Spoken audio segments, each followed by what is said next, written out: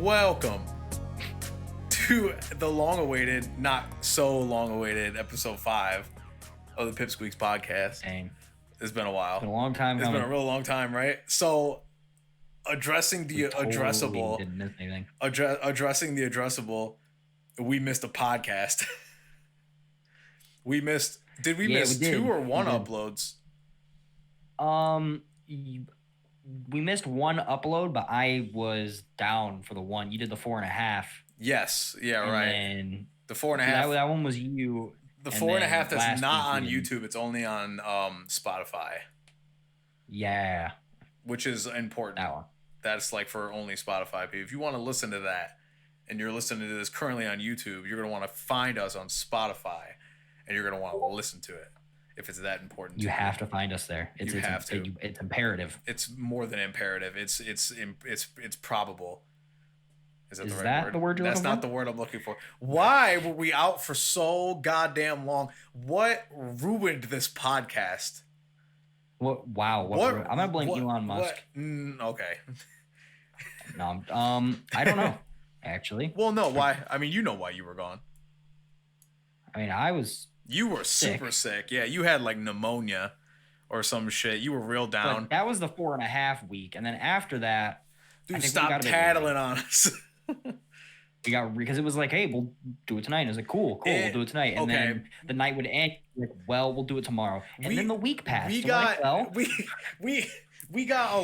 lot has happened in the past 2.5 weeks or 1.5 weeks. I got a dog. Okay. I'm here. You're here. I got. You know what? You may have got a dog, but did you get 100 premium packs of tea? I don't think so. I already have those. I already have those tea bags, dude. Aren't they? No, no. I haven't gotten your opinion on the tea yet, actually, and I've been meaning to. I think it's great. You like it? Yeah, I like it. I'm a tea fan, anyways. Like, I love tea. I don't know why this is like the common debate. Not debate, but like people are like compare these two, like coffee versus tea. Oh. I don't like coffee as much as I like tea. I love coffee, but tea. Listen, coffee is hit or miss. Okay. Tea always hits. Okay. Got it. That makes sense? Gotcha. Coffee, it's either like, good or it's not. You have to be in a... Right. Yeah, yep. Yeah. And the tea always hits, no matter what. Like, I've never had tea I don't like. Slaps. Exactly. Yeah, right. Smacks. Slaps. Okay, wait. Music. Yep. When music is good, it slaps. Right? I think. Yeah, why? And then when No. food and beverage is good, it smacks. Oh, dude, I don't know. You're asking the wrong guy. No, but you understand my question, right? Yeah. When food is good, people be like, that shit smack. But when... that shit smack as fuck. But when a song is sweet, they'll be like, oh, shit, it slaps. I think it's interchangeable. Look, I don't... Again, I'm not up to... I'm old. No, you're not. You're like 20. Yeah, you're like 20, aren't you? I'm 21. You had to think about it, didn't you? I did. I had to think about that shit. That's how old I am. It's the dementia. It's the dementia. Oh, man. Don't alienate our audience, man. People are probably like, man, I have dementia. Fucking. That dude's fucking shitting on me, man. Fuck.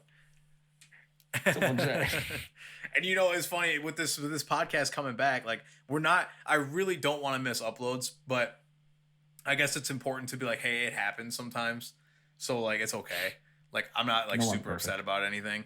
I definitely wanted to make sure it stayed up, but we missed it and it's okay. But this one's going to come out at an appropriate time and we're going to keep running off the podcast when they're supposed to come off. So.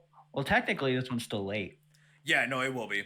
It's very late, especially for East Coast. For me, it's 4 a.m. on a Tuesday. Dude, the fucking time change happened.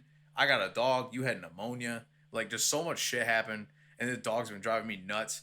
And like, you were super sick for the first week. We were trading, super separated. Everything was all funky, super weird. But shit should be normal now. And if not, then I mean, we'll disappoint our 4 listeners. We'll disappoint the 4 people. Like, man, damn. Man, fuck. You know what's funny? I was hoping that there was going to be an uproar when we didn't upload, but no one cared. No one gave a shit. It's like, hey, no, I'm kidding. There's the show, and no, I need a little bit of effort out of the audience here, okay? I'm gonna need the audience to fucking cancel us, please. We're gonna need the whole thing. We're the worst people ever. Why have we not been canceled yet? Like, I'm almost upset. Like, in this day and age, you have to like almost get canceled for it to be, for you to be like have made it. Yeah, right. Yeah. Have I made it in the industry? Well, I don't know. Have you been canceled yet? No, not quite there yet. Keep working.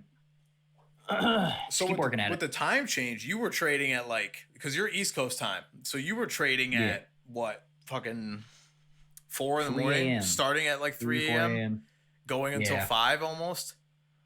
Yep, until the sun came up almost. See, now I have to like start to trade early. I wasn't trading as early now. I have to come in at like 10. I used to come in at 11 because I'm mountain time. So that's just kind of how it dices up. It must be nice that you can have a whole session. It only is like 1 or 2 in the morning. It really is. Bed. Hey, man, I had my share of 3 in the morning shit in East Coast. That's why you got to come out here to the desert. Out to the desert? That's where it is, man. That's where I really want to go there. I want to take like a trip. I know I'm supposed to be flying out there. Yep. But like, I want to take like a road trip somewhere and just like see places. Because I want to live in the desert, there could be another place like out west area that like, you know, it catches my eye or whatever. It's like, hey, this place would be fucking awesome to live, but I haven't seen anything yet, so I want to be able to experience it. Yeah, that's the thing is like, with coming to Arizona and stuff, I'm really happy that we got an apartment first, because now I know where I want to have a house at. Right. You know, I'm not like stuck in one place and be like, oh shit, like I hate this place. I'm so upset we got a house here. Like, man, damn, I'm pissed. Yeah, I'm pissed. Sucks. Shit sucks.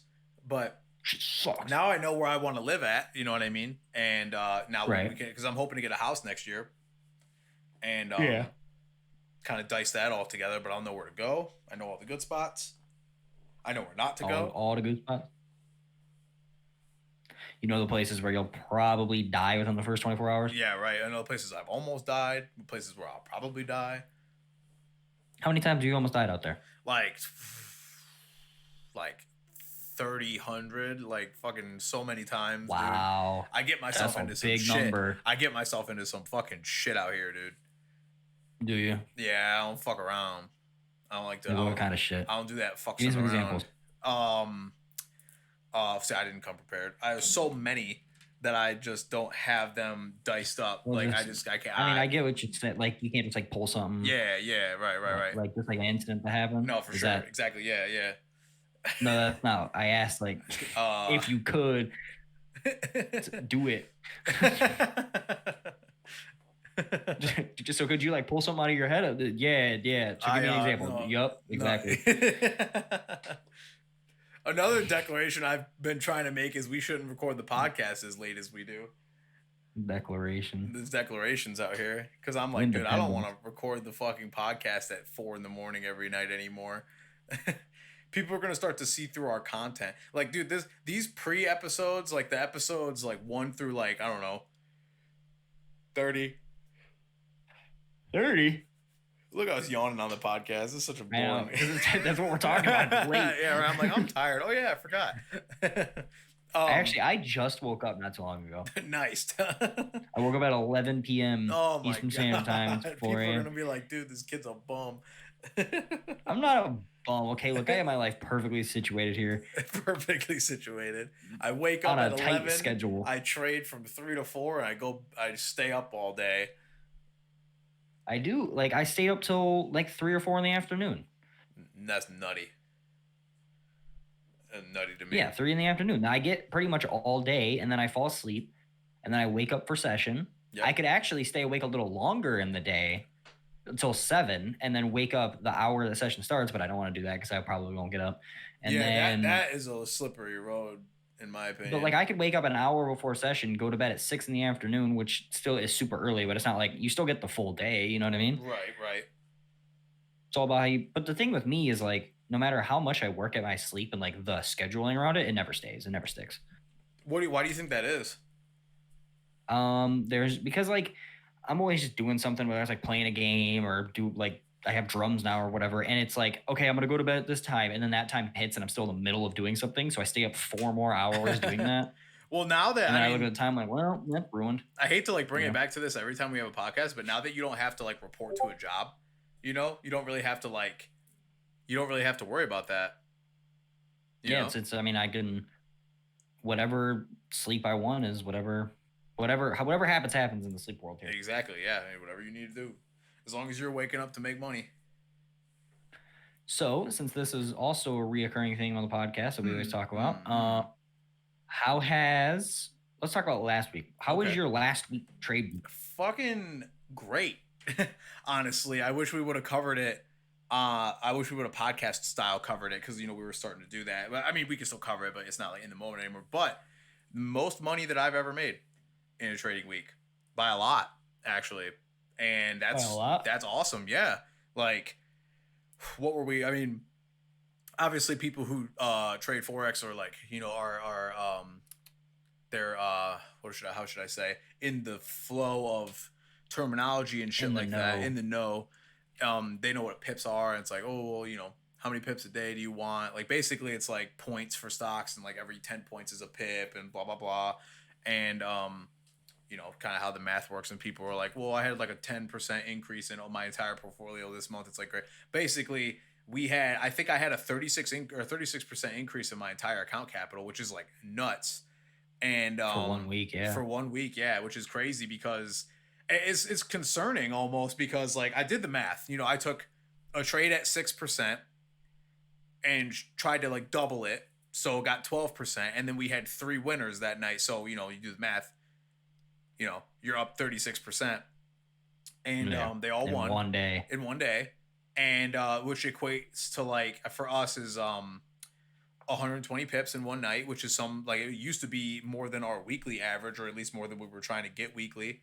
And you know that was like a whole 36% of my account. And then you know there's this this forex guy that we both like really trust and we admire his like opinion and stuff like that. And he was like, if you're doing anywhere between 15 and 12% for a month in account growth, he's like he goes, that's some Warren Buffett shit.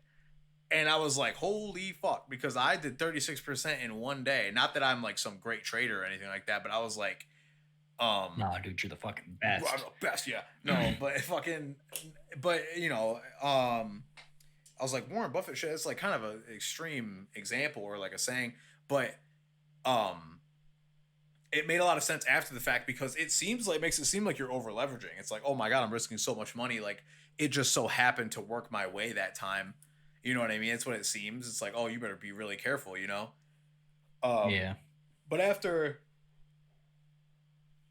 like kind of dissecting it a little bit, you know, the trades that we had on the table, we were only going to lose, I guess. Well, I guess it's a lot. I mean, you could call it. It's actually quite a bit. It's quite a bit, yeah, because it would have been, you know, about 15 or 14% on the whole shebang. Account. But for every winner, it's 12%. Yeah. So, you know, let's say you lose 3 times. We'll break it down, right? Let's say you got a trading night and you're trading on a Monday and you take 6%. Oh, we'll do 5. You do 5% on each trade. You lose 3 trades, you're down 15%, right? And for every trade, you're shooting for a double. You're shooting to double your risk, right? So if I'm risking 5%, that means every win is 10%. So you're either going to lose 15 or you're going to make 30. Oh, I'm sorry, you're going to make 30. So that's a 2-to-1. And then for every 2 sets of that, you got a 60% increase. You know what I mean? Exactly. Which would take double the losses to get rid of. The math kind of stays. But in all honesty, and this is something a lot of people preach, and if I had to give any advice to people with smaller accounts or even, well, actually for people with bigger accounts is like the bigger your account, the easier it is to do this. But 1% to 2% is the goal for every trade. Now you can't always live off of 1% to 2%, which is why a lot of people will do 5 or 6. Oh, I would never go beyond 6. 6 is a little extreme, but like that's what I mean. Like 5 and 6% on its own is super extreme. So it's like you better be careful with doing 6 and 7. Some people we used to what did we used to risk 8, 9%? Oh God, we used to risk way more than we should have. I used to trade like US 30 and NAS 100, which is like indices. Yep. And we would do fucking. I would like have a $400 account and risking like 80 or $90 per win and loss. Like, not even going for double either. It was all 1-to-1s, and we would have conversations, and I'd be like, "Yo, dude, I only have 4 trades before I blow my account. Hopefully, we can win." Like, what Yeah, kind of shit is that? It was literally just hope. It was hope. It was, and you can't trade on hope. You know, and it's like it's not that like, and it was at such because this was like way earlier in our trade career. Yeah, and way earlier. We weren't keen on back testing like we are now. We didn't have like our own. We didn't know as much as we know now, and now we know that even though we're risking these higher percentages, our strategy statistically still won't fail. No, yeah, that's the grand part about it is like it's kind of a dummy proof strategy because it can't fail you. You would have to do a lot to lose. Like, let's say for example, have to screw up big. Like, it doesn't big, matter. Big. It doesn't matter your account size if you're going by percentages. You can apply it to any account size. So let's say you're doing 5% per trade. You do 100% of the account divided by 5. That you have to lose 20 times straight to blow your account. And the way our strategy has back tested and things like that, it's almost impossible. That doesn't happen. And then you lose maybe like 3 times in a week. Yeah, and right. Like, we'll be down a little bit. And then you're asking yourself, well, like, what if I lose 10 times? Doesn't it mean that I have to win 10 times to get that back? How do you ever like break even and go into the point paying yourself? And the answer is you go for double what you're risking. So if I'm risking, you only get to win 5. Yeah, you only have to win 5 times pretty much. Like, okay, so my mic just had some fucking fuck shit happen to it, and we're back now after some technical shit. And you will definitely have heard the little bring thing in the audio because we have that bitch on standby because we have so many technical issues. But we were chatting about risk, and basically, in a sense, the point being is like our strategy. We ended up getting into this point where it doesn't like I'm not gonna say it can't lose because I feel like that's an extremely aggressive turn of phrase. It will lose like any strategy will, but it's dummy proof in the fact that if you do the same thing every time, your wins will always eat your losses. Always. But the key is you can't just take that and be like, I'm going to risk 13% on every single trade because if I risk like 13% on every trade and I just so happen to lose 6 times straight, you're about to blow your account at that point. You know what I mean? So that's where like having let's say a 12 grand account, risking 1% at a time, you know what I mean? Every win is double 1%. Like you're living off of it. You know what I mean? So it's all about your investment. And I've met some people where they're like, listen, I have like 25 grand in capital that I want to invest. And I was like, if you had any idea what you could do with that capital, that, you know what I mean? If you had any idea what you could do with that, if you just invested it the way like a Forex trader would invest it, and you actually were winning, right? Like you'd be all over the place. You know what I mean? If I had, we could see at that point, the best thing about like, cause when we were coming up, it was always like, okay, well, one of your biggest downfall will be what account size. Yes. No matter what. And we have, come upon that at certain points. Oh yeah. And it's like, if you have like a 10, 15 grand trading account, you can easily, like you said, live off of your 1% gain. Exactly. A night. And like, you can lose literally 100 times, literally, if you have a solid strategy, you never that won't happen. You will never lose 100 times straight. And the thing about like getting into something like this, it's like, you just have to get over that hump. You know what I mean? That little, it's like, okay, well, I have to start, lower and I have to work my way up. But once you work your way up, the higher you get, the lower your risk, because even though you're making more money, you're risking less because it's just how the math works out on it. Yeah. And, I mean, if you could get a 20 grand trading account, oh dude, you'd be, let me do the math quick. You go ahead and do the math. I'll chat because like the luxury of a 20 grand account, like that's why people become funded traders. Like there is a such thing as you being such a good trader that you can apply and like get yourself into the point of being funded. A company will give you a lot of money of theirs to trade and you will get a percentage of it. Imagine taking a $1,000 account to 2,000. You did you did a 100% increase on your account. You literally doubled it. And imagine if a company gave you $100,000 to do that with, you would make that company 100 grand. And if they gave you 10%, you know what I mean? You would get 10 Right. grand of it. Like, so that's the kind of thing. Is like, once you have this skill set, what can you really do with it? You could do so much, like Right. so much more than you could ever imagine. Like, it's all about the skill set. And I will say the hardest thing, like I used to be like, oh, it's the mental toughness, or oh, it's like the tenacity, it's the ability to keep pushing when you don't want to. And it's like, honestly, the hardest part about trading is it's having a small account, because having a small account fucks with everything that you do. Every decision. It's because like it's either you're gonna have a small account and you're gonna win 60 times and be up $20, or Right. you have to risk a little bit more, unfortunately, and it's like you just have to, like, and you can't mess up. And I like, obviously I just did the math, which I shouldn't have had to do on a calculator, which I realize now, because 1% of 20,000 is $200. The point is that you want to be positive, so using a calculator shouldn't be a big deal. But so if you're risking 1% and you're going for a 2-to-1 risk to reward, you're making $400 per trade, and you could lose 100 times. Yes. And like, that is job security to the max. Job security. You create your own job security, which is one of the coolest things about trading Forex and stuff, is like you create your own job security at the end of the day. You know what I mean? Like, it's if you want to risk a lot, you can go ahead, but you're riding a tiny wire, or you can risk a little bit. But the hardest part is like, especially when you leap off the edge and you're like, I'm going to quit my job.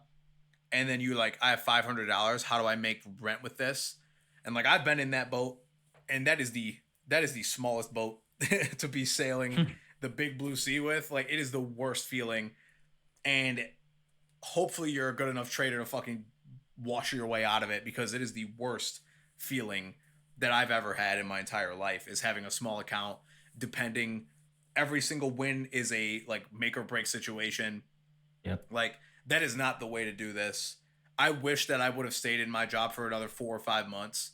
You know, I didn't, just because capital. If I had any idea how much I would need a big account to like go through the trials and tribulations that I was going to go to get to this point, if I had any idea, I would have fucking sold my car. I would have sold everything that I had way before I left, just to like put so much money away.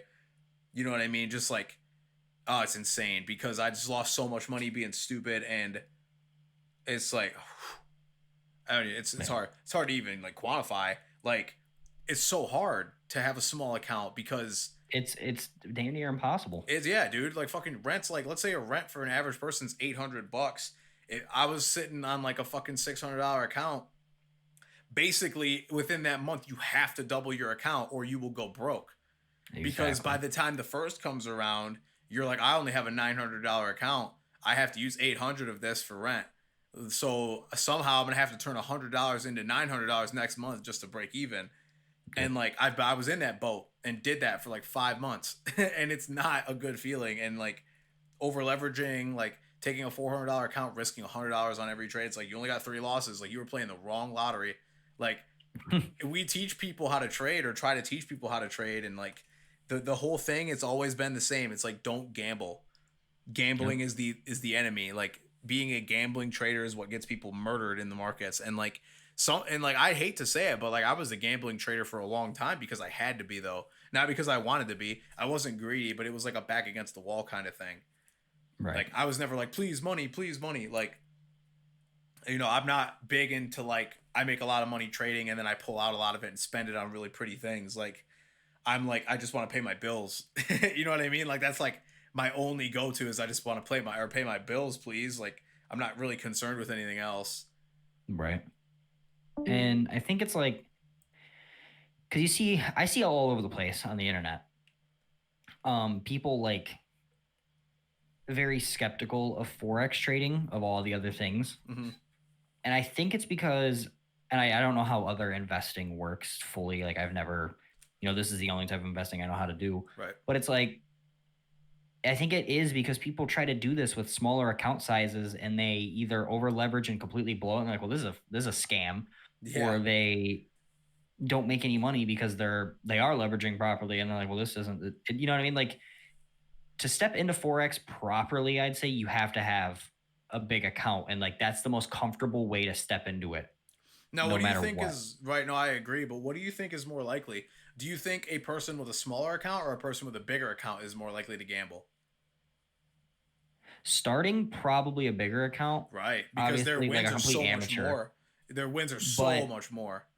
I'm saying, like, if you, so let's say a person wants to get into Forex and actually like learns and goes through any like some sort of maybe education program or whatever it may be, they meet someone and they actually take like a year. Let's because me and you took about a year or so to fully learn. It's actually And almost then a year on the dot. like after that year of demoing and practicing and learning everything, and then they come into it with a 10 grand account and say, okay, you know what I mean? Like I think that person would be the best off. Absolutely. But a person that's Absolutely. obviously like, they, oh, well, I've been learning for a month, time to throw 10 grand in and go for it. Obviously, that's not That would have been me. If I had that right. much money, it would have been me. No joke. But that's not, you know what I mean? Like if you actually dedicate yourself into this, like dive into this and fully learn it, and then you come at it with as much as you got after you know everything and you have like just worked your ass off on it, the higher your account size, the easier that step is going to be because so let's say like when we came into it and we have the strategy that we have now that we made, Mm-hmm. like we had smaller accounts and losses sometimes, kind of hit us hard because we're trying to grow the accounts at the same time. And it was always like, well, we have the strategy. Let's put it into play. Something would need tweaking because it would cause a couple losses. We'd tweak it and then we'd come back stronger. If you have a big account and you're risking low amounts, even though you may be losing and having to tweak your strategy, it's not blowing your account every time you take a couple losses and you have Right. to tweak. Yeah. You know what I mean? That's so crazy because as we were tweaking the account, I was also trying to pay for everything.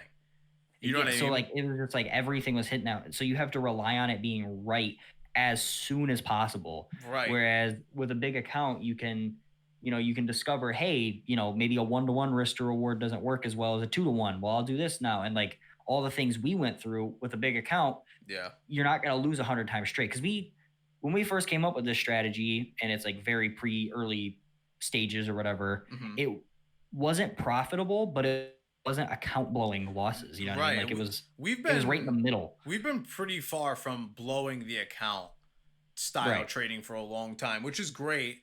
But that's like, I mean, I'm not even trying to say that like sarcastically. That's so great because it used to be like literally make or break. It was like Yep. you're winning or you're blowing the account. Period. Yeah. It Now was it's rough. you're either winning or you're staying in the middle. And then So eventually, as a trader, you end up getting to like stage 3 is you're always winning, but it's how much you're winning. And that exactly. sounds like bullshit. It's like, oh, don't try to feed me that BS and say like there's levels to it. And it's like just like there really is levels to it. There's levels to it. There's levels to No it. matter Like what. you start out, you're always losing. Then you start to get a couple wins. Then you get in the middle and you're like always never really making money. You're always like You in just stay where between. you're You're at. like always staying with your at. And then you're like, oh shit, now I'm growing. And now it's like it's different. So, and just to put that in perspective, by the way, if you have a 20 grand account, let's say, and this is very possible, by the way, let's say that every win for you yields 2 grand. Okay. Mhm. Let's say every win that you get with a 20 grand account yields you 2 grand. Now, anybody would gladly take 2 grand a week. Okay. Gladly. And for us, that's not, I'm sorry, not for us, but with a 20 grand account, let's say one win a week is 2 grand because that's possible. If I had a 20 grand account, I would definitely be trading that way because our strategy is like, I don't even know the percentage on that, but if you're only risking a grand, you'd have to lose 20 times, which I think what's the percentage on that if you don't mind me asking? I don't mean to cut my thought short, but I really want to get it right. Essentially, like you can put 500 into 20 grand 40 times, right? Right. So if you can put $500 into 20 grand 40 times and you're risking $500 per trade, right? That basically is going to give you 40 losses straight. So it's realistic to say, let's say every win that you get is going to be 1,000, right? Yep. So if you can get $1,000 per win, anybody's going to take $1,000 to $2,000 a week. So that means one win. Now, in our strategy for the past however long that we've been doing it, do we at least get one win per week? Oh, easily. No matter And what. do we at least come out with more than a win or a win worth of profit a week? Yes. So we're usually up 2 or 3 wins every week, at Yeah, least. at You know what I least. mean? So that means that that's 2 or 3 grand with a $20,000 account. Mm-hmm. So if somebody were to just give us 20 grand each, which is a big ask, I'm not asking, but I'm saying if it just so happened. Anyone out there, my PayPal is in the description. I should put the fucking cash apps in the description just for funny. Fucking, but if anybody just handed us 20 grand, we right now, and this is the funny thing about investments and with Forex, and this is the first thing I would tell anybody. It's like, should I do it? I don't know if I should spend the time. If somebody handed you 20 grand or handed us 20 grand right now, with what we're doing currently, we would average 2 to 3 grand a week doing exactly what we're doing right now. Period. Now, yeah, and probably more. Probably like much more. average. If it was last week. Oh my God! Last week we would have. Last week, what? Oh, okay. So that one day was like 1, 2, 3, 4, 5, 6. So 7 grand. That would have been a 7 grand week in one day. Yeah, that would have been a 7 grand day. On last week, which sounds nuts, but that's absolutely true. And I mean, I don't mean to be that guy, but like a lot of people out there have their jobs can easily afford them 20 grand. You know what I mean? A lot of people have 25, 30 grand in savings. Not me. Not now, not yet, but like, I mean, we're getting there. Not yet. But like, a lot of people have that kind of shit put away. And if you learned Forex for a year or came and traded with us for a week, like we could put you in a place, or you would end up being in a place where like you could take that money and turn it into whatever the fuck. You know what I mean? Whatever you wanted. Because right now, I'll tell you what, if someone gave me 20 grand, I'll flip that shit all day long with what we're doing, which is a great flip it, flop it. Yeah. Which is a great feeling. But, that's your problem. So that's why you get all gambly, because you're like, I'm making a lot of money, or at least winning a lot, but my account isn't giving me any money. Because just as easily as we make a couple grand a day or a couple grand a week with a $20,000 account, what happens when you have a $400 account? You're making $40 a day, $40 a week. Yeah. $50 a week.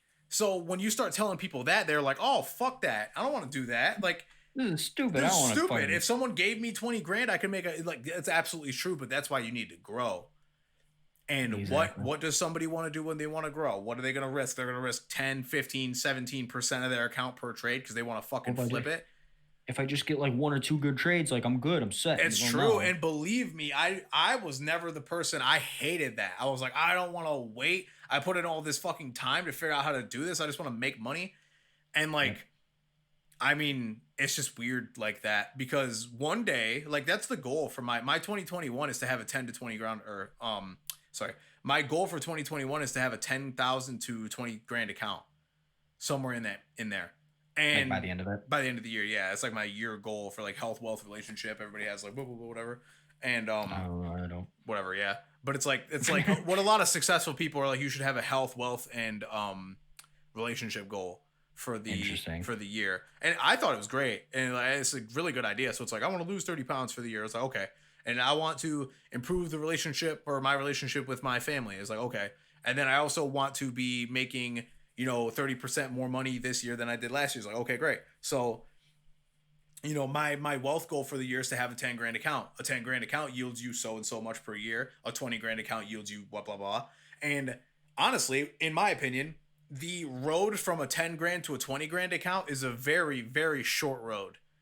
Because if you can take 1,000 and flip it to 2,300, that's doubling then some. So why can't you take a 10 grand account and flip it? You know what I mean? And then flip that, and then flip that. Exponential growth. It's exponential growth. Compound interest is the 9th or whatever the fuck wonder of the world, 8th, dude. 9th, like whatever it is. Like if you can take 10 and make 20, you can make 10 grand and make 20 grand. Period. And then 20 and make it 40. And then 40 make it 80. And then that to fucking 160. And then you're just that skyrocketing fast, because it's like overnight and you're success. risking the same thing. Exactly. Oh, we're about to get into like we're gonna need like a whiteboard and like shit, because I'm about to be like, this is how you trade. Like, this is what our mentor always used to do to us. He would pop the whiteboard out and be like, look, it's this, and then it's this, and then it's this, and we'd always be like, oh my god.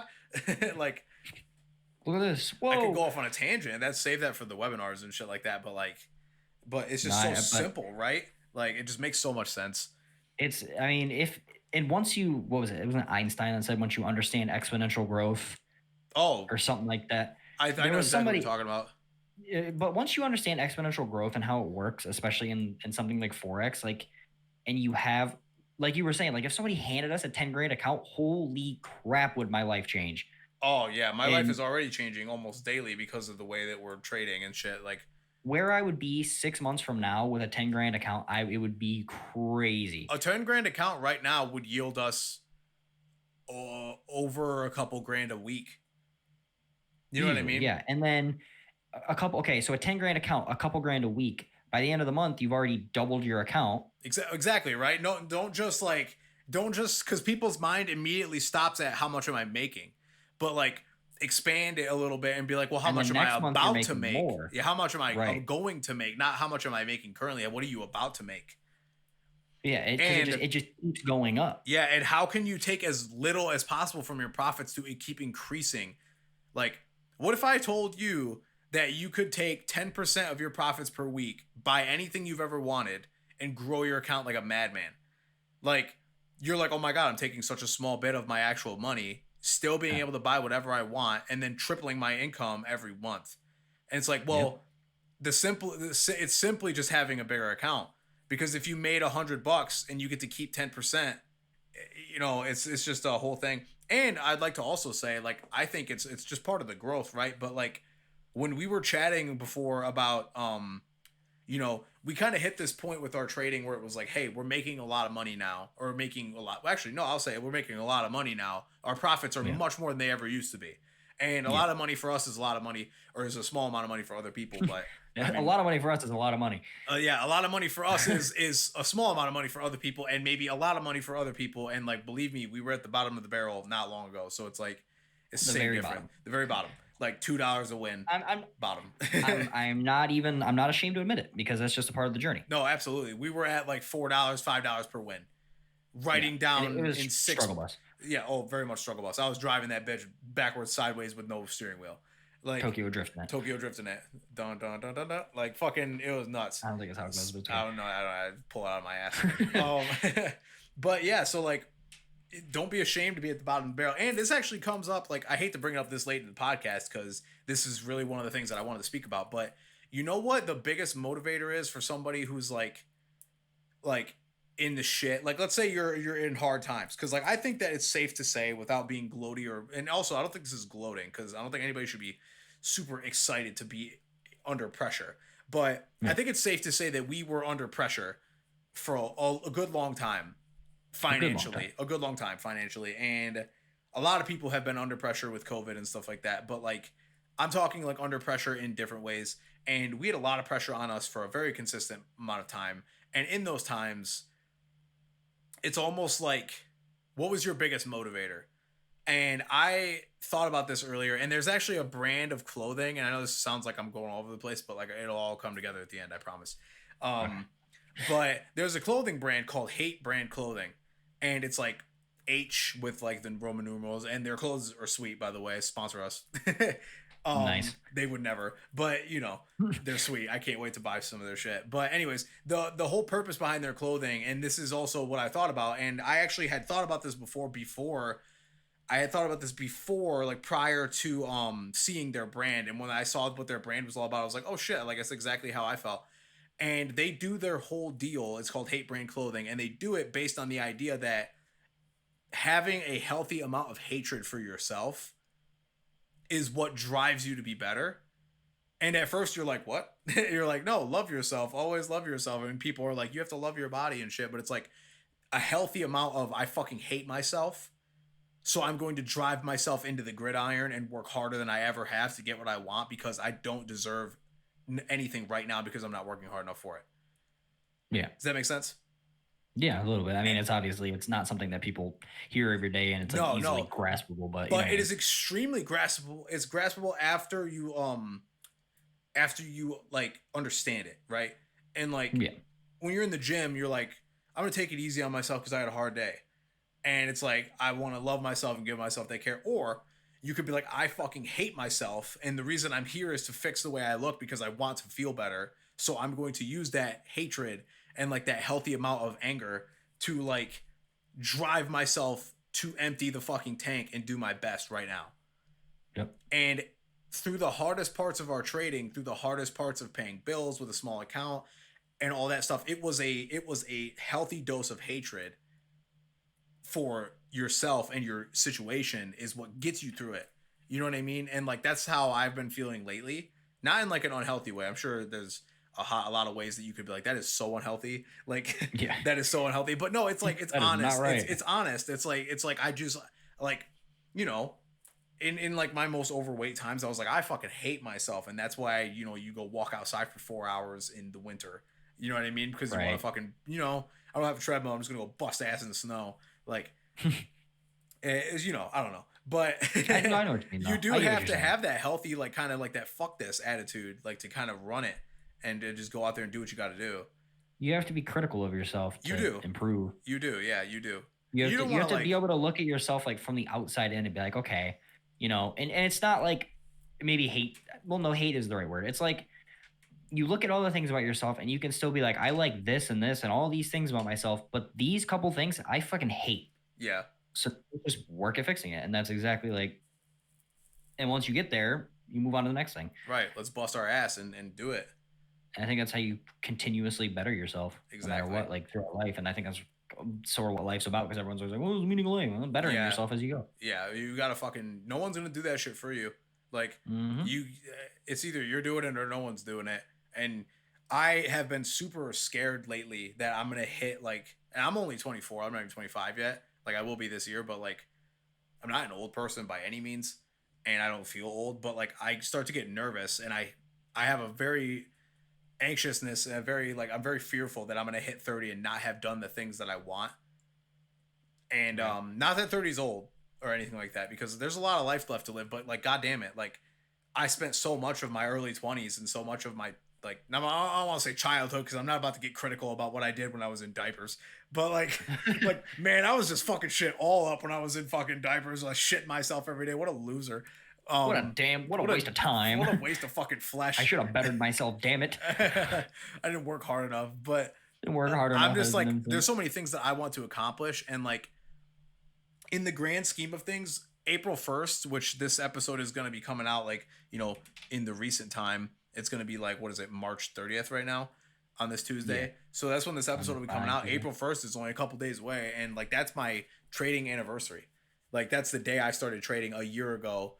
So, you know, it's almost been a complete year and I am living off of my trading account in 1 year, you know, and it's insane to think about, but I spent a year of my life just kind of like, and like, I haven't really like discussed this before, but I dropped so much of like the shit that I loved so much. I just like abandoned all of it to be able to drive this home as hard as I possibly could. Yeah. You know what I mean? And it doesn't sound like much, but it's like if you were like, I like to hang out with my friends or like I like to go out or like, and not that I like, because I'm not like this person exactly, but a lot of people are. And it's like, I like to go out and drink or I like to celebrate things or I like to, you know, spend all my extra money on myself. And I like to play guitar. I like to go play shows or I like to play video games or I like to watch movies and stuff. And it's like, I abandoned all those things, everything that I really, really like to do. I abandoned them. I put them on the back burner because I did not do those things, but I put them on the back burner, like so far on the back burner. Like if my stove had like 30 burners, I put it so far back. And I am only recently being like, hey, maybe you can unclench.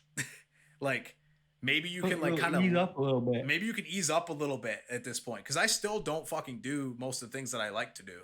Like I still am like, I'm not making enough money. I'm not doing this. And like, I'm afraid that I'm going to hit 30 and not have done all the things that I want to do. Like there's so many things that I want to do still. And like, it's only been a year of my life doing this. And in 1 year, I was able to fully replace my income, move across the country, and establish like a ceilingless career. You know what I mean? Which isn't even, I don't even plan on trading for the rest of my life. You know what I mean? I don't plan on trading. I mean, I'll trade for like as long as I can, you know, before the cryptocurrencies take over and we can't Forex trade anymore. Yeah. But like this was never my number one thing to do. And I think that it's funny because a lot of people in like successful situations, or at least whatever you would deem successful, they basically are like, I didn't plan on doing this, but it ended up happening. Like there's a lot of like metal musicians that are like, I don't even really like metal. I like classic rock. And I'm a metal Yeah. musician for a living because that's just what you end up falling into. Like Yeah. did you think Right. that you were going to be forex trading when you were Dude, 17? like a year and a half ago, I didn't even know what Forex was. Yeah, because you've been doing this a Man, little I'm bit longer than me, but you were like on autopilot for a while. Because I don't want to be like you were trying a lot harder for a longer because like you know you were like because I don't like to say that it only took me a year because I don't want it to make it seem like you had longer. You know what I mean? yeah, yeah. I don't want you to be like, well, I did it in a year, but it took you a year and a half. Like I don't want to say it like that because that's not how it was. You know what I mean? You were like we were on standby for so long before we actually started to like really drill it. Right, right. You I get what know, you're saying. because you Well, were like, I know all these things, but we're like not really moving yet. Like nothing was like our mentor hadn't kicked it up full gear. Like we weren't really driving anything home yet. yeah, but there came a point where like something flipped, Right? Yeah, exactly. where it was like because we worked with our mentor like every day, Mm-hmm. Yeah. and the only conversations we ever had after a certain point was nothing but trading all day, like 12 hours a day. Mm-hmm. We would And do like 12-hour at that moment, shifts. yeah, we'd do 12 hours, and it was just like trade talk all day. And that's when things started ramping up, and then Mm-hmm. other things started coming in. And then, Yep. and there was a point in time where it was like kind of stagnant, I think, where it was like, well, there was a little bit of trade talk, and then there was like some other things. Definitely. But Yeah. then one day, like I said, it just kind of flipped. And it was like the only thing I want to talk about while I have this time with this professional trader Mm-hmm. is trade talk. I want to get as much information as possible. Yeah. Not like a bad one, but like, you know what I mean? Yo, yeah. Like, No, no, you like, have to I want to dig use in. them. I feel like you started to like in your own head, you started to realize like what you needed to do, like how hard you needed to push. Like you were like you finally took it, and like I had this moment way after you, like so long after you, where I was like, I have to start taking this seriously, because like you're just not gonna have the time anymore. You know what I mean? Yeah. And if it wasn't for all the things and all the webinars and conversations that we had, I don't think that we would have been able to amass the knowledge that we have to this point to be able to do this. Right. No, Every I little bit of totally it agree. was important. Every strategy Everything. that we fucked up, every like loss that we took, every account blown like night was like, oh my god, like Because like nobody will ever understand like no. how many nights there were where we just screwed something up or we had a huge loss night, and after session was over we'd stay up on a call or something and just talk for like hours about like what we can do and like Yeah. how we got to keep pushing and like just where we're at and like so many things, Yeah, that and you couldn't. would never ever take any of it back because I don't think I'd be where I'm at. No, it was some of the hardest nights of my entire life and the most emotionally fragile I've ever felt. But like I could not take that back. I'll never forget It that. just straight up sucked. Yeah. Like there's no other way around it. It was horrible for so long, and then all of a sudden it got really good really fast. Yeah, it really did. It was the this is one of my favorite quotes. It's like overnight success is 10 years in the making. Bro, yeah. You know, when you finally have that, oh my god, it happened. It's like it seems like it happens out of nowhere, but really it's like, dude, it was like 5 or 6 months of just constant gridiron grinding it in. Suck. Just absolute suck all the way up till now. And there were so many points where we could have just like quit. We could have been like, well, this is officially too hard. Yep, and, right. And I think about it a lot. There's a couple things I think about quite a bit. Like when I'm trading, and let's say we're having like last week when we had just like an absolute killer night, which it's not like that doesn't happen a lot. Like that does happen quite a bit. Yes. But like I'm sitting there thinking like I still don't believe it's true because we went through a majority of it was ass. And now, like I said, it got in this short amount of time, it got so good so fast. It's like, is this really happening, or is this just luck? And now it's been so long where it's like, this isn't okay. It's not luck. This anymore. can't be coincidental anymore. Like this isn't. There's no more coincidences months into it. Mm-hmm. But, and I also have this feeling where it's like, in all those emotional times, I didn't know what Forex was 2 years ago, right? Yeah. Why did I go through so much emotional turmoil for something that I didn't even know existed a year and a half ago? Straight up faith. Like it's straight up, and I'm not talking faith like God faith. I'm talking it's like faith in that it has to work. I never have had that with Neither something have I. ever. I haven't. I I really would give up haven't. so quick if something like just straight up sucked, and that fucking sucked. Yeah, it really did. I don't really understand why I stuck with it as much as I did either, because I had no Like it, reason to at the time. same. I had no big plans. Like when I started trading, I didn't plan on moving to Arizona. I wasn't dependent on the money. I wasn't I wasn't having a bad time by any means. You know what I mean? Like I was in debt a little bit with like payday loans and stuff, and so were you. We chatted about that before, but like Yeah. I was in debt pretty bad with some money stuff, and like it was me bitching about my money problems that introduced me to trading because our mentor was like, "Quit being a bitch," basically, and he was like, "Start doing something about it." And I was like, "Fuck, you're right. I should quit being a bitch." Like no, but yeah, I just like like okay. Let me take somebody out back into the fucking in their backyard daily and hit them in the back with a wooden plank every day and tell them that they just have to believe that eventually something good will happen and like see how long that they'll do it for. Because Yeah. basically the amount of emotional turmoil and bullshit that we went through for basically a year, if for a full year nightly at by the way from midnight until 5 in the morning every night for a year, except for Every Sunday, night. except for Saturdays. Yeah. Every day, every single day for a full year. Now, this isn't like, oh, okay, well, I just took some beatings for a couple months. I said every fucking day from midnight until 5 in the morning. You know, like I would call you, like I would be like, hey, like how many times did I say, hey, I'm gonna try to get 30 minutes of sleep, call me and like get up for the session. Like I'm just gonna try to Yep. squeeze some time in. And then you would be like, hey, I'm gonna go to bed at 11. Can you get me up at 1? Like, and like Yep. it was just calling back and forth and like waking up, waddling into the living room and just having to Just wake getting up. on the call and be like, Be like, hey, like, are we gonna win? Oh, I lost let's try to- $600. Oh, okay, I'll go Okay, back to let's bed. try again Oh, tomorrow. wait, no, 30 minutes from now I have to get up and go work for 12 hours. Like, no, that it literally like I would take anybody, walk them into their backyard and be like, listen, I'm gonna hit you with this really hard for like a year straight, and then at the very end you're gonna be like, oh sweet, something cool. Like that's what it felt like, dude. It was so bad for so long, and it's almost beautiful that way because only people that have done it, like No. only people that have done it can be like, oh, dude, I understand. You know, Yep. and it's not like a war thing. It's like you don't know Nam because you weren't in Nam. I'm talking like this is a different thing. It's not like I'm not a hard ass, but just this in general is a special sore spot on the emotions. Like it's a special It's place. just it's weird. It's and like I was saying, like I put so much into something that I didn't even know existed and that I didn't even care about. It was blind And faith. it was so weird. I don't and like oh god, I just dropped my water bottle. No, you're good. What the hell was that? That completely threw me off. I'm dead. I'm fucking lost. You but complete. like, dude, my brain just went blank because of that. Do you need help? I was brought in. No, I was brought okay. into this, and it was like, here's this thing, and I was like, okay, well, this is kind of cool. And I started, I started getting shown things. I'm like, this is cool. This makes sense. And then next thing you know, it took like a nosedive in the emotional turmoil. It was just, it sucked. Next thing you know, like you said, we were staying up, we were getting no sleep. We're just getting just beaten by losses, and it was like, okay, well, I'll be here tomorrow. Yeah, I'll see you tomorrow. Like, there was no part in my brain ever on anything that I've ever done in my entire life that I was like, okay, well, I'm just gonna keep doing this because usually, and I'm not trying to call myself like a quitter, but I'd be like, okay, well, I'm done with this. This is stupid. Yeah, right. Like, No, this and that's obviously is fair. I dumb. was the same way. Like the same way. I did not do well in school for the same reasons.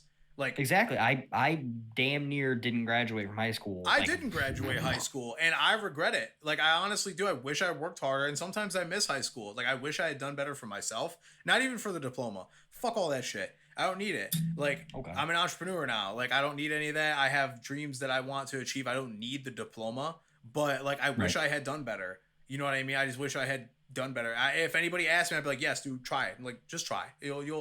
It's good. It's a good precursor for everything that you're going to do in the future. And I'm very much into the whole like extreme ownership, everything. Like you got to own all your issues, and if you did something wrong, it's your fucking fault no matter what. Like, and you have to have discipline in all things, and trading is very much discipline in all things, and that ideal is what got me through this whole trading thing, other than like having a trading partner and like emotional stability and stuff. But basically, like I wish I had done better in school, but I was very much a quitter in the aspect where is if I didn't like it or it wasn't going my way, I wasn't going to be doing it. Yeah. And trading was pretty much 3 times worse than any way I ever felt about school for like not longer, obviously, but for a more consistent duration.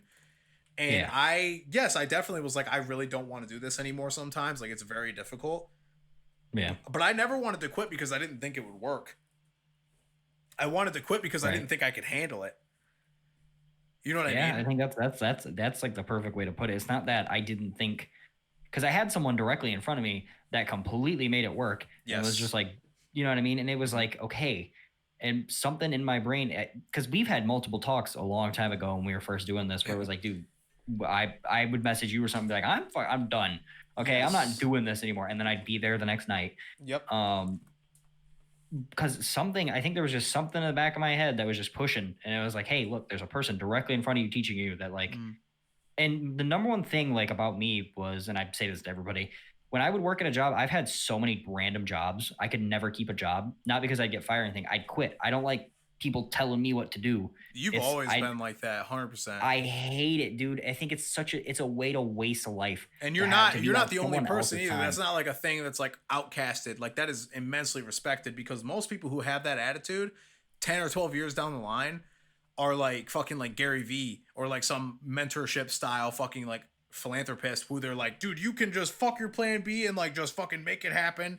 And those are always those people. Or they're like, I don't like being told what to do.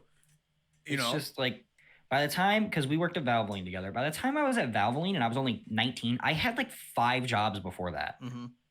And I had, I worked at a restaurant, I worked at McDonald's, I worked all over the place. And I don't think I ever made it past a month at a job where I was just like, I don't want to listen to you. I'm not on your time, dude. I'm myself. Like this is such a waste of my life. Mm-hmm. Like to wake up at 7 a.m. because somebody else told me I had to get there to do something that I don't want to do to get a little bit of money. It's like, that's not a way I want to live. Mm-hmm. And then when this showed up, even though it sucked, something in there was like, you had this all is that the drive. thing. Yeah. You were like, if I can push harder than I've ever pushed at anything, I might be able to grasp this hard enough to never have to deal with that thing that I hate ever again.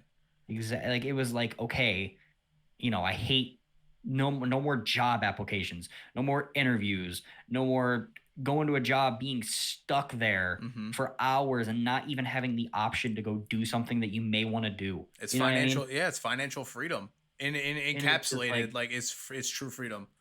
I don't think there's no way I could see myself at 35 or 40 at the same company doing the same thing. And not that that's a bad thing. Like if what, you know what I mean? No, it's not a bad thing. For myself, like I just couldn't see it. There's a difference between you saying something's bad for everybody and that you hate it. And then it's like, it's not for me. It's just, I couldn't, my own, like I would go crazy.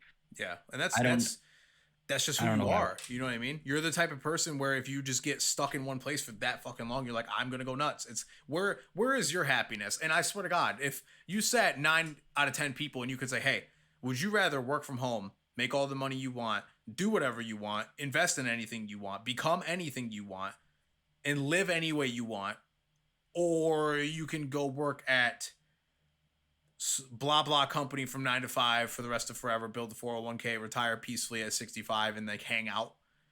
It's like most people I would assume are going to choose to not have to do that. Right. Like, and there's a difference. There's like doctors are like, I want to save people. And it's like, and I don't always have to use doctors as the extreme example. There are a lot of people that are like, I really love doing taxes. You know what I mean? Like, I just like, you can do anything you want. If anything, anybody who is living financially free, doing what they want, I don't understand how that person can tell other people what to do because you're literally the living embodiment of do what you want. Exactly. And it's, it's whatever, like you were saying, like whatever job path you find that you like, whether I really like doing taxes. Like if that's what you want to do, well, then there you go. You found your thing. It's that you're in the same boat as I am. We're just taking different paths. Yeah. And I have no reason to bash on you for that. Honestly, right. Sit anybody down, ask them what they want, the first thing out of their mouth, then that is what they have to do, and they have to try their absolute hardest, period. Don't care what it is. Like, Right. it doesn't matter what it is. It doesn't need to be investment. It doesn't need to be, I gotta flip my blah blah every week and make more money. It's like, no, you can do anything. If it's working at Dollar General down the street, go fucking murder that shit. Like, go do it. You know what I mean? Like, please, like that's the true, like, happiness is not in money. Happiness is not in like fucking experiences. Happiness is inside of you, period. Like, if it's not your significant other, it's not your animals, it's not your well, maybe it's your child. Because some people are like, you know, once they have babies, they're like enveloped in their children. So next that, it's not your career, it's not your passions, which I mean, it's all stemmed together. Like, your spouse can make you sad. It's not like one specific thing. It's not one specific thing, but it is inside of you. Like, if you are happy on the inside, like, there are people who live in squalor out there who are happier than you. Like, you know what I mean? They're just like, dude, I scored a pizza today. I'm fucking riveted. Like, I am so pumped. And like, you're fucking like, I got a cousin and he's like super poor or something. And it's like, he's happier than me. I don't get it. I have so much money. It's like, you can be a miserable person on the inside, not be happy. And the people around you who quote unquote aren't doing better than you in most ways are still going to be happier than you if you just can't find the happiness inside of yourself. Yeah. You know, that's just the way exactly it is. That's the way it is. Yeah. But man. Well, damn. This podcast went off. Dude, this all stemmed from me asking how your trade week went. Oh, yeah. We didn't even get to our other topics. There was, not that we had other topics. We didn't have anything written. But if there was something else, well, fuck that shit. Put it on the next podcast. That was great, though. Speaking of the next podcast, where can we find the next podcast? I'm going to say it again. You can find us on, I'm trying to think of it, MySpace. Whoa. Okay? Our only friend is Tom. You'll know it's our page when you see that. The guy that made MySpace. Is Tom still around? I don't think Tom, because everybody, like, you know, when you made a MySpace, you had to be friends with Tom because he was the creator. But now Jack Black owns it. What a dick move. You have to be my friend. I did that for you. Tom. Honestly, he probably had no friends, and he was like, I'm going to make a fucking thing, and everybody has to be my friend no matter who they are. Everyone. Look at this. I made a whole website where everyone's my friend. I never noticed how narcissistic that bullshit was. No, man. Tom's a beast. Now Jack Black owns it. No, he doesn't. Jack Black owns MySpace now. Why? Yeah. Is MySpace still a page? Yeah, you can still go to it's a lot different. I have a MySpace. Okay, let me see. You still have a MySpace? Who owns? I could probably log in. Who owns? Okay, well, no, wait. It's just giving me Tom now, and I don't want Tom. Nice. Let me look up Jack Black. Jack Black's current investments. Does he really own MySpace? I can't believe that. I'm almost positive. I know this is like the end of the podcast, but yeah, right. Like, let's take our outro and accidentally fuck it up because we're like, wait. I think it's I don't know. Well, you can find us on MySpace. You can find us on MySpace. You can find us on Jack Black's Instagram. Nice. Yep. You can find us on YouTube at Pipsqueaks Podcast, which you're probably, if you're listening to it on there, you can find out. If you're listening to it on Spotify, then you can go over to YouTube. But if you're on YouTube, then we also have a Spotify, and you can find us on there at Pipsqueaks Podcast. You can find us pretty much anywhere except for Pinterest, Tumblr, SoundCloud, CNN, SoundCloud. We used to be on SoundCloud, but I got bored with that shit, so we're not on SoundCloud anymore. Wait, really? Yeah. Well, fucking shh! Don't tell people that. God damn it! Fuck. We're on Spotify and YouTube. Spotify and YouTube. We're on Spotify and YouTube. We'll expand if you guys start fucking listening to us. Listen, take a little listen, and maybe you'll download it, add it to your favorites, show your mom, show your grandpa, show your grandpa, show your grandpa. He'll love it. We're old school around here. We're old school. Yep. I would put a picture of a Splatoon on the screen if I could, but I'm too lazy. Patink. Was that your fucking Splatoon noise? Patink? Yeah, it's like pata. You go patu. Come on, man. What else does it sound like? Isn't it it's like, isn't that like the way? That's the spitting, but the spittoon is the little metal thing you spit into. Right, you know what? It's like, you can find us on all that bullshit, including the bulletin board at your fucking job. Like always. You can find us on the glass at your local 7-Eleven. You know what? How about we drag this outro out so long that it's longer than the fucking podcast itself? Okay, I'm done. Wait, let's try a different kind of let's try a different kind of outro. Let's just talk about shit and then we'll just fade out. Okay, I like that. So by the way, watch, like, the Price is Right? by the way, you can catch the music on the way out. Are you talking about the Price is Right? The Price is Right, dude. You ever watch that? Isn't Drew Carey on the Price is Right? He is. It used to be Bob Barker, but he's a now fucking loser, dude. Bob Barker would You whip ever- his ass. Whoa, what's wrong with Drew Carey? I mean, whose line is it anyways? Whose line is Wayne Brady? Yeah, but